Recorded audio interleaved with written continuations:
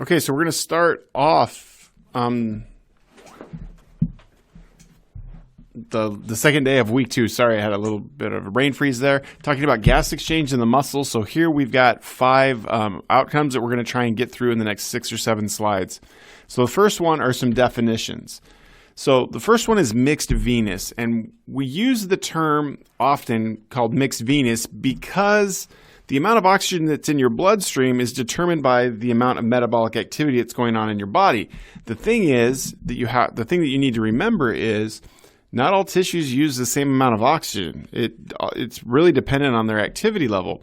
Okay, so like when you're exercising, your legs are using a lot of oxygen, but your digestive system isn't. So it's going to have a relatively high amount of oxygen in those veins. And so when we talk about mixed venous, we're just talking about everything that gets back to your right atria. It gets mixed up. What's the amount of oxygen that's in that blood? And then we've got the arterial venous oxygen difference, and that's just the difference between the amount of oxygen in your arteries compared to your veins. And really, we want to compare it to mixed venous blood. Okay, so the CA stands for arterial content, CV stands for venous content. If there was an easy way, or if I'd figured it out, that should actually have a line over it to denote that it's mixed. So typically the difference is 5 milliliters of oxygen per deciliter of blood at rest, but it's 15 at exercise. And it can be more or less depending on the intensity of exercise.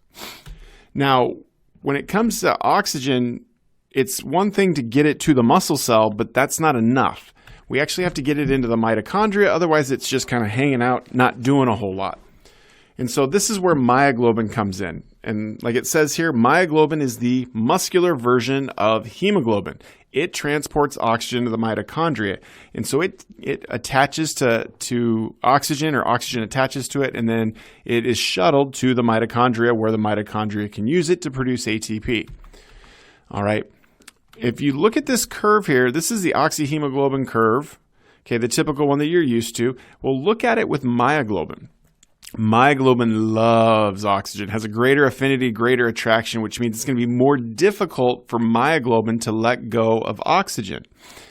In fact, it only releases oxygen when you have a very low pressure of oxygen.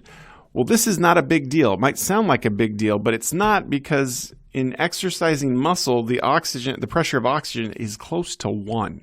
Okay, so that's going to be a massive gradient no matter how much oxygen you're bringing into the muscle cell.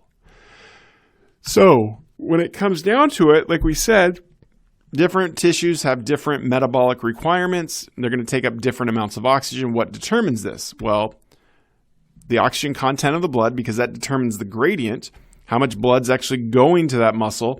And then there are other things such as pH, temperature, carbon dioxide. This affects the oxyhemoglobin curve, and it also affects to some extent the curve for myoglobin. Now, while it's important to get oxygen into the cell so the muscle can use it, we need to get rid of that carbon dioxide. And active muscles produce a lot of carbon dioxide. It's almost as much carbon dioxide as they use in oxygen. Okay, and so the nice thing is it's really easy to get rid of, because the muscle cell has a lot of carbon dioxide, but the blood has relatively small amounts. And so we get this huge gradient that just allows carbon dioxide to naturally diffuse into the bloodstream, where we can take it away into our lungs, and then we can breathe it out. All right, so here are the 3 things I'm hoping you can do after watching this video.